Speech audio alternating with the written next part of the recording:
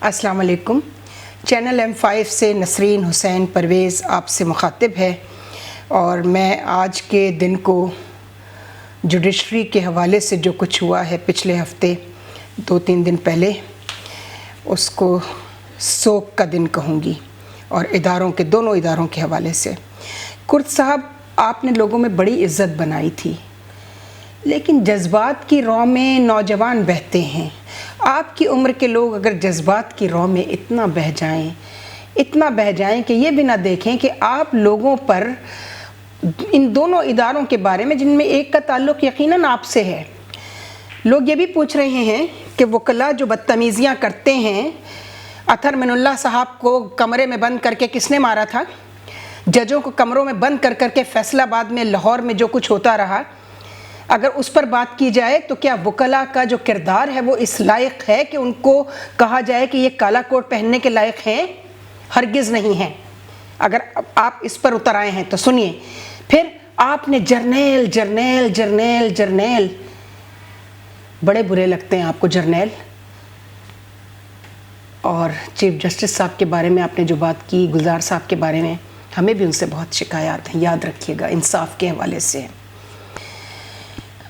और इतनी शिकायत हैं उनकी लोअर जुडिशरी से, ख़ास तौर पर सेशन और सिविल कोर्ट सिंध की इतनी पैथेटिक जजेस के रवैये हैं, इतने रवैये और उनके साथ जो हाथ मिला के चलते हैं।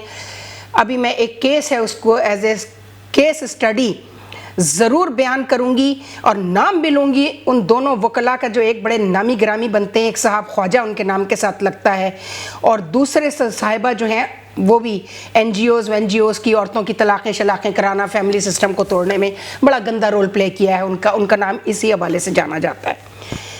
उन्होंने उस रेंट के केस को इतना लटकाया इन तमाम वकला साहिबान ने, और उससे भी पहले एक और साहब जो वो फैमिली अमेरिका में रहती है। चूँकि इस वक्त मौजू कुछ और है, बहुत डिटेल में बताऊंगी कि लोगों का हक मारने में जितना गंदा रोल हमारे सेशन और सिविल और कोर्ट्स और उनके साथ वकला ने प्ले किया है, ये किसी सूरत अल्लाह इनको माफ़ नहीं करेगा। ये याद रखिएगा, ये सुन लेंगे लोग। नाम के साथ बताऊंगी कि ये क्या क्या करते रहे। अब हम आते हैं चीफ जस्टिस गुलजार साहब की तरफ। गुलजार साहब जितना काम कर रहे हैं रात दिन की अनथक मेहनत से, मुझे उनसे बहुत शिकायत हैं एक केस के हवाले से, जो उनके पीए मसूद हाशमी साहब उन तक पहुंचने नहीं दे रहे। ये कितने अफसोस की बात है।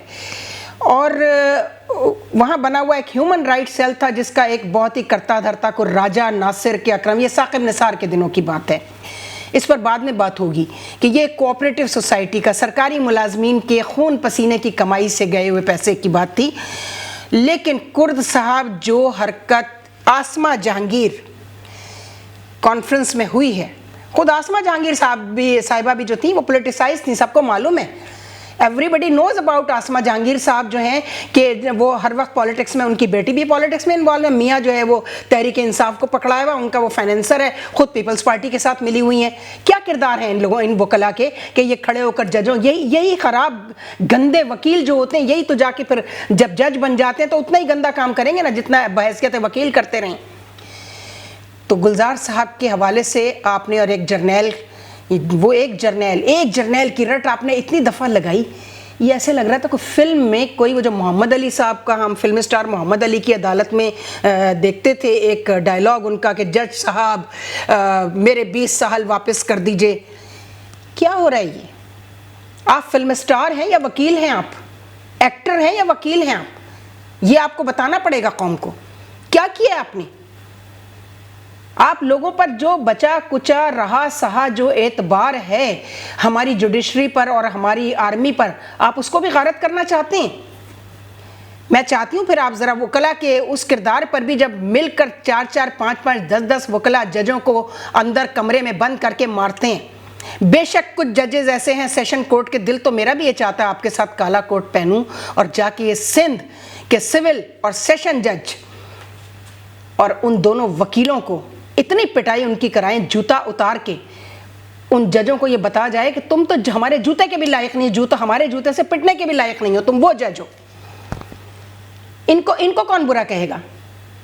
آپ کے ہاتھ ایک آیا, آپ نے ہیرو بننے کے لیے آپ نے کتنا بچپنا کی آپ نے کیا, آپ سے یہ توقع نہیں تھی کرد صاحب. میں تو آپ کو بلوچستان کی آواز میں بلوچستان میں 3 سال سرو کر کے آئی ہوں, اور لوگ وہاں بھی آپ کی بڑی عزت کرتے ہیں, یہاں بھی کرتے ہیں.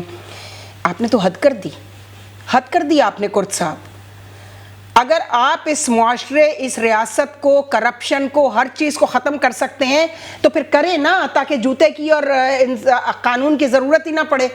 وہ جوتا جو آپ کا ججوں کے اوپر چلتا ہے, جو بدتمیزیاں آپ لوگ کرتے ہیں, جس طریقے سے آپ لوگ سڑکوں پر آتے ہیں, ہمیں بھی پتا ہوتا ہے کس نے پلانٹ کیا ہے آپ کو. وہ تحریک انصاف جو چلی تھی نا, عدلیہ آزادی, عدلیہ بحالی تحریک, کہاں بحال ہوئی عدلیہ؟ ہاں, میں نے مبشر لقمان صاحب کے پروگرام میں کہا تھا, آپ وہ نکال کر دیکھیے دنیا ٹیلی ویژن کا وہ جنگ, کہ اس نے مبشر نے مجھ سے کہا کہ آپ یہ بتائیے کہ اب تو عدلیہ بحال ہو گئی ہے نا. تو میں نے ان سے کہا یہ مجھے نہیں پتا کہ عدلیہ بحال ہوئی ہے یا نہیں ہوئی ہے, لیکن ہاں کچھ ججوں کی نوکریاں ضرور بحال ہو گئی ہیں. چودھری افتخار صاحب چیف جسٹس تھے اس وقت. تو میرے بھائی ذرا یہ دیکھ لیں, آپ بھی اپنی اداؤں پہ ذرا غور کریں. ہم اگر عرض کریں گے تو شکایت ہوگی. آپ بھی تو دیکھیں, آپ ان وکلا کو بھی تو ریجیکٹ کریں نا, ان کے اس رویے کو بھی تو مسترد کریں جو ان کا ججوں, آپ ہی کے ججوں کے ساتھ ہوتا ہے, جن سے آپ کا روز عدالت میں سابقہ پڑتا ہے. میں آپ کی کچھ باتوں سے 200% متفق ہوں کہ عام آدمی کو انصاف نہیں مل رہا ہے, لیکن ایپیکس کورٹ میں مختلف ججوں کے پاس لگتے رہے. میں آئی اپیئرڈ ان پرسن, میں نے وکیل ہی ہائر نہیں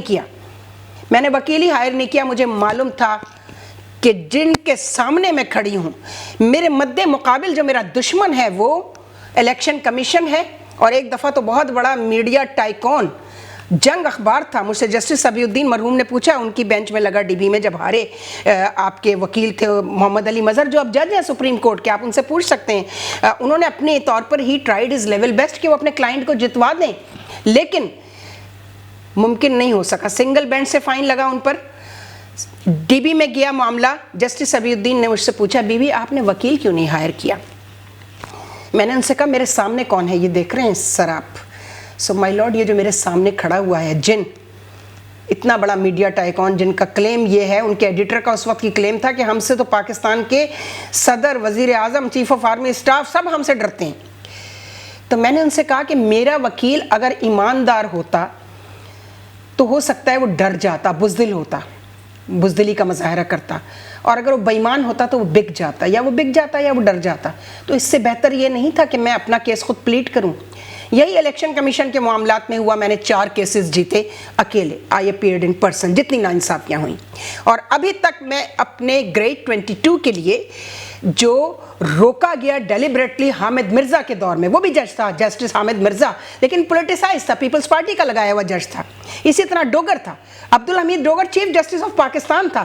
اپنی بیٹی کے مارکس اس نے بڑھوائے, اور اس نے جو حرکتیں کی کہ پوری دنیا میں وہ بدنام ہوا کہ پاکستان کے چیف جسٹسز اپنی بیٹی کے مارکس بڑھوانے کے لیے میڈیکل کالج کے لیے کس طرح دباؤ ڈالتے ہیں. اس کو بھی ٹچ کریں گے نا, پھر آپ اس کو بھی کریں. اور اگر ایسا نہیں ہے تو پھر آپ جسٹس گلزار احمد کے کسی ایک عمل کے بارے میں بتائیے جس کی وجہ سے آپ نے پوری ایپیکس کورٹ کی جوڈیشری کو رگڑ دیا. ایسا نہ کیجئے میرے بھائی. میں مانتی ہوں لوگوں کو انصاف نہیں مل رہے. میں خود, وہ کہتے ہیں نا کہ میں نے جسٹس گلزار صاحب کے خلاف پیپلز پارٹی نے جی اے سندھ کے چند غنڈے کھڑے کر دیے تھے 8-10, اور وہ بینر لے کے کھڑے ہو گئے. انہوں نے بہت بدتمیزی کی گلزار احمد صاحب کے ساتھ. اور گلزار احمد صاحب کی ایک ڈسکوالیفیکیشن تو میں بھی جانتی ہوں, اور وہ یہ کہ وہ کراچی آئٹ ہیں بیچارے, وہ کراچی کے ہیں, ان کا کراچی ڈومیسائل ہے, ہماری طرح کمزور ترین ڈومیسائل.